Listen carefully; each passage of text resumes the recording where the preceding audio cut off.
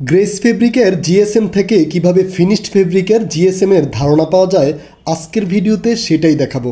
সেজন্য প্রথমে মেশিন থেকে 1 metre single jersey greige fabric নিলাম।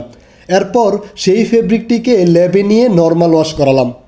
নর্মাল ওয়াশ করার পর ফেব্রিকটির আফটার ওয়াশ জিএসএম এবং শ্রিঙ্কেজ পার্সেন্টেজের মান পেলাম, যেখানে আফটার ওয়াশ জিএসএম পাই 210 এবং লেন্থ ও উইথে শ্রিঙ্কেজ পার্সেন্টেজ পাই যথাক্রমে 12% এবং 15.5%।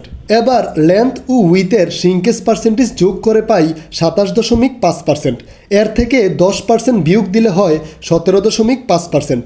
10% বিয়োগ দেওয়ার কারণ হলো সিঙ্গেল জার্সির ক্ষেত্রে ন্যূনতম 10% শ্রিঙ্কেজ থাকেই।